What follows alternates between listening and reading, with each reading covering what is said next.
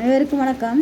Tamil KSR சேனலில் 12ஆம் வகுப்பு தமிழ் பாடத்தில் கற்பவை கற்றபின் பகுதி பார்த்துட்ருக்கோம். அதில் இன்றைக்கி பார்க்கக்கூடிய 2வது செய்யுள் பகுதி நெடுநல் வாடை. அந்த செய்யுள் பகுதிக்குரிய படங்கள் இதில் கொடுக்கப்பட்டிருக்கு. படங்களை பாருங்கள். இதற்குரிய செய்திகள் தரப்படும். நன்றி, வணக்கம்.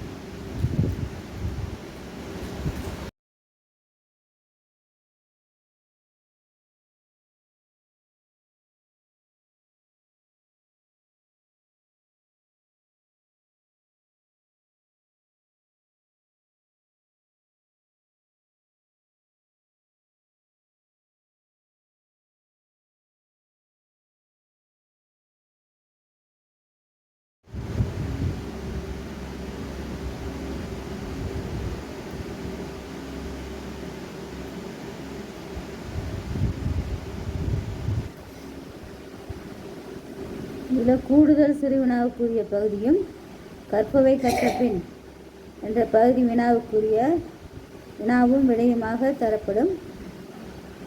இந்த பகுதி இப்போ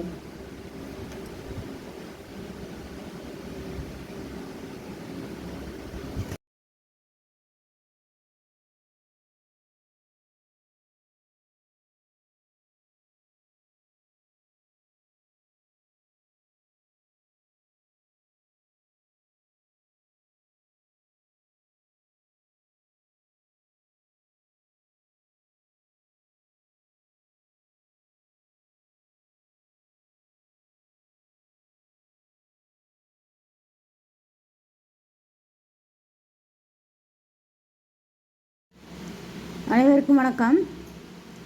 தமிழ் கேஎஸ்ஆர் சேனலில் 12ஆம் வகுப்பு தமிழ் பாடத்தில் கற்பவை கற்றபின் என்று சொல்லக்கூடிய தலைப்பில் இருக்கிற வினாவும் விடையும் பார்த்துட்ருக்கோம்.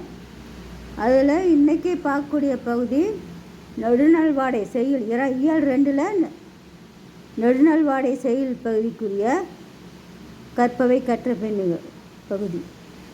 அதில் கூடுதல் சிறுவினா ஒன்று மேலே இந்த பதிவில் கொடுக்கப்பட்டிருக்கு. அந்த சிறுவினாவையும் விடையும் பாருங்கள்.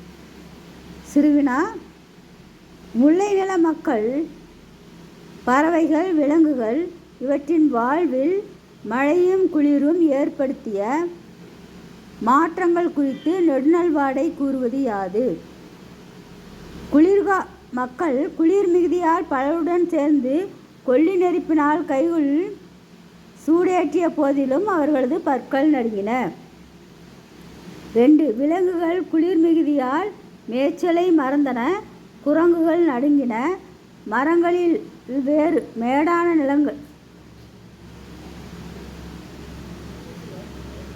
மரங்களில் தங்கியிருந்த பறவைகள் நிலத்தில் வீழ்ந்தன. பசுக்கள் பால் உண்ண வந்த கன்றுகளை தவிர்த்தன.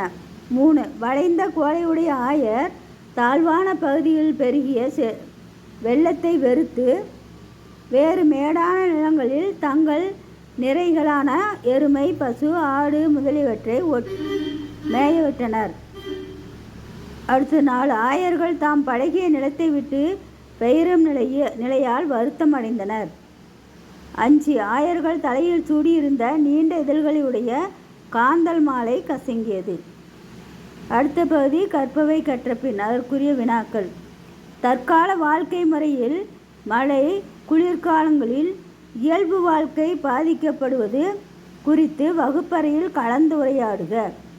அதில் கண்ணன் என்று சொல்லக்கூடிய மாணவனும் மஞ்சு என்று சொல்லக்கூடிய மாணவியும் உரையாடுவதை போன்ற ஒரு கற்பனை பகுதி. கண்ணன்: மழை மற்றும் குளிர்காலத்தில் முடிந்தவரை வெதுவெதுப்பான சூழ்நிலையில் இருப்பது மிக அவசியம். மஞ்சு: ஒருவரின் உடல் எதிர்ப்பு சக்தியை பொறுத்தே குளிரை தாங்க முடியும். ஆனால் குளிரால் தொற்றும் கிருமியை சாதாரணமாக ஒதுக்கிவிட முடியாது. கண்ணன்: கோடை காலத்தை விட மழை மற்றும் குளிர்காலத்தில் தான் தொற்று கிருமிகள் மிக எளிதில் பரவும். அதனால் நவம்பர் முதல் மார்ச் வரை எச்சரிக்கையாக இருப்பது நல்லது. மஞ்சு: ஆங்கிலத்தில் ஷார்ட் எனப்படும் சீசனல் அபெடெக் டிசார்டர் என்ற பாதிப்பு குளிர்காலத்தில் தான் அதிகமாக ஏற்படுகிறது. இது வைட்டமின் டி சத்து குறைவை ஏற்படுத்தி உடல் வலி, காய்ச்சல் உட்பட எல்லாவித பாதிப்பையும் ஏற்படுத்தும். எனவே வைட்டமின் டி சத்துள்ள உணவு வகைகளை குளிர்காலத்தில் எடுத்துக்கொள்வது நல்லது.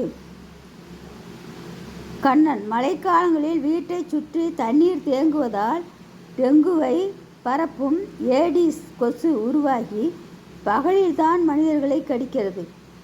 எனவே மழைக்காலங்களில் வீட்டை சுற்றி மழைநீர் தேங்காமல் பார்த்து கொள்ள வேண்டும். மஞ்சு, இனி நாம் அனைவரும் மழை மற்றும் குளிர்காலங்களில் மிகுந்த எச்சரிக்கையுடனும் கவனத்துடனும் இருக்க வேண்டும் என்று சொல்லக்கூடிய பகுதி. இதற்குரிய படங்கள் இதோடு இணைத்து தரப்படும். நன்றி, வணக்கம், வாழ்க வளமுடன்.